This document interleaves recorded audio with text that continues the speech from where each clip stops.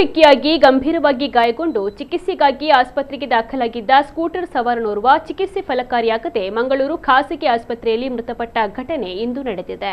ಅಡ್ಯಾರು ನಿವಾಸಿ 65 ವರ್ಷದ ಜಯರಾಮ ಮೃತಪಟ್ಟ ವ್ಯಕ್ತಿ 2 ದಿನಗಳ ಹಿಂದೆ ಬಂಟ್ವಾಳ ತಾಲೂಕಿನ ಬಡಗುಂಡಿ ಎಂಬಲ್ಲಿ ಧರ್ಮಸ್ಥಳ ಕಡೆಯಿಂದ ಬರ್ತಾ ಇದ್ದ ಕಾರೊಂದು ಓವರ್ಟೇಕ್ ಮಾಡುವ ಭರದಲ್ಲಿ ಸ್ಕೂಟರ್ ಸವಾರನಿಗೆ ಡಿಕ್ಕಿಯಾಗಿತ್ತು.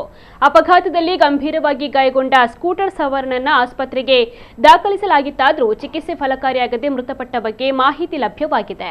ಘಟನಾ ಸ್ಥಳಕ್ಕೆ ಬಂಟ್ವಾಳ ಟ್ರಾಫಿಕ್ ಎಸ್ಐ ಆದರ್ಶ್ ಅವರು ಭೇಟಿ ನೀಡಿ ಪ್ರಕರಣವನ್ನು ದಾಖಲಿಸಿಕೊಂಡಿದ್ದಾರೆ.